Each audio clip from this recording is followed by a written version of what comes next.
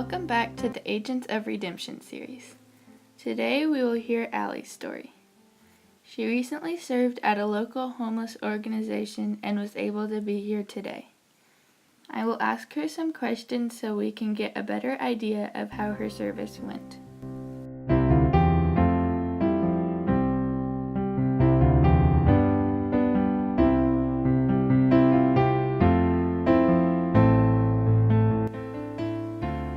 So, Allie, why did you focus on the issue of homelessness? Homelessness is a really big problem in my area.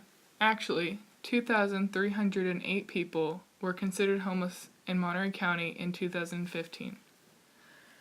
Just walking down Main Street, they're everywhere. I just can't imagine being in their shoes and having to go through what they're going through. And honestly, it's a good reality check when you're serving those who are less fortunate.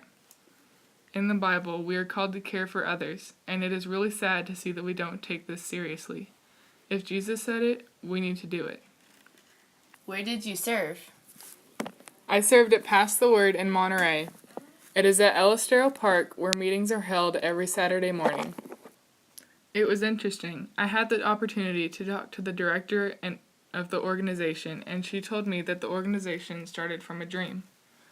According to her, she said that God gave her a dream, one that wouldn't go away and that kept her awake at night.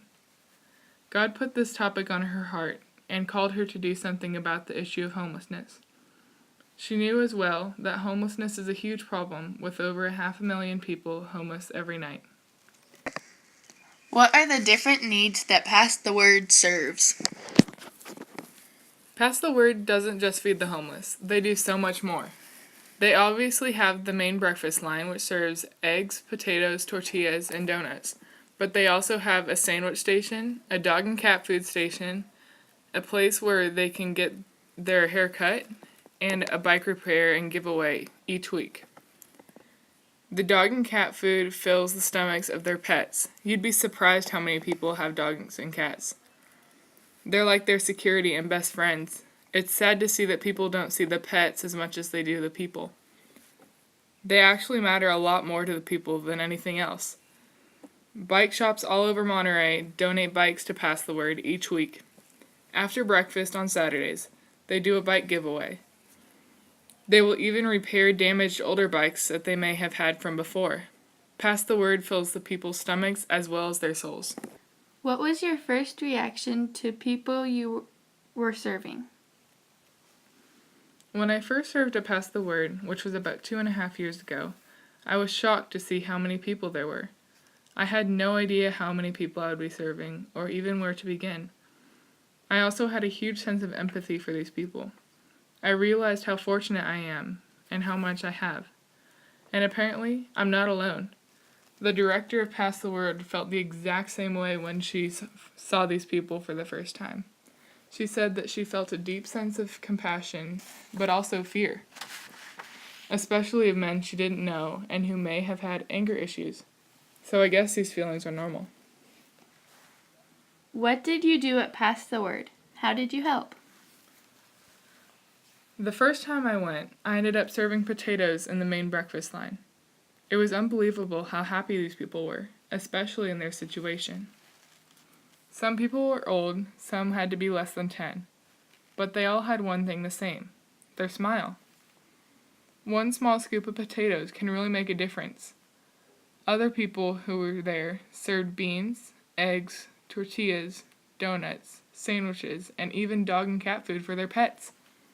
Just last time I went, my sister and I baked snickerdoodle cookies the night before and brought them to share. Their eyes lit up when they saw them. I can't imagine how long it has been for some of these people since they have seen fresh baked cookies. Even children. When I was younger, I took these things for granted. It's really very sad that nearly 2 million children are considered runaways each year, most of which become homeless.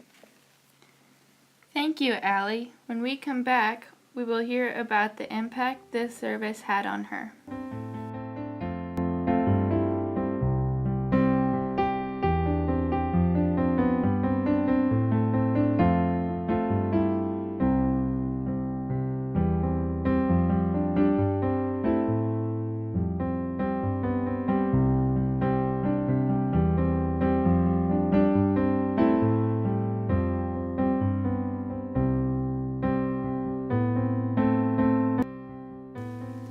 we are going to jump right back into our interview.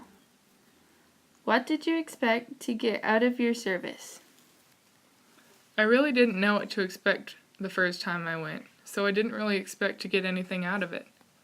I was just thinking to myself, I should still be in bed. I just thought it would be another hour of community service, and this would be another project. Instead, I got so much more. I saw homeless people differently, and maybe more how God sees them, as people who are loved by God, just like I am. How did you see homeless people before you served at Pass the Word? Well, before Pass the Word, I didn't really see homeless people as people at all. I saw them as things. I looked at their past and what they did or didn't do to get them in the position that they are in. I judged them, and honestly, I was a little scared of them. Because I didn't know what they had done, I was scared to be around them. When they were on one side of the street, I would walk to the other. That's how nervous I was to be around them, let alone serving them breakfast. At the same time, I almost felt like I was better than these people. Even though I had no idea what they had done or gone through, it was unfair of me to judge them like that. Pass the Word made me realize that God doesn't see money or wealth. He sees the heart. What did you feel like after you served? Wow. After I served, I was completely filled with joy and compassion. It's amazing how 1 hour can change your whole perspective on life. And especially something as simple as serving potatoes in a breakfast line. Mark 12:31 says that the second is this: love your neighbor as yourself. There is no commandment greater than these. Through Pass the Word, I learned to love everyone without judgment. I began to see people the way God wants us to see others. What are some things you suggest us at home doing about homelessness? How can we help? Alright, I'm assuming that most of you are like me. You don't want to serve because you're nervous about being around them, or you just don't have time. But really, you don't even have to go somewhere. One thing you could do if you don't have time, and I've done this before, is just bake a dozen cookies and drop them off at a shelter. It's that simple. Or if you have more time, actually volunteer. I definitely recommend it.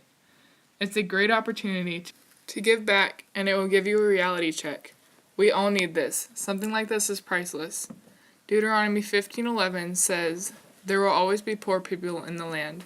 Therefore I command you to be open-handed towards your fellow Israelites who are poor and needy in your land." There you have it. It's in the Bible.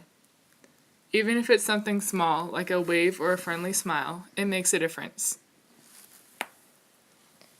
Thank you so much, Allie, for your time. We'll catch you next time on the Agents of Redemption.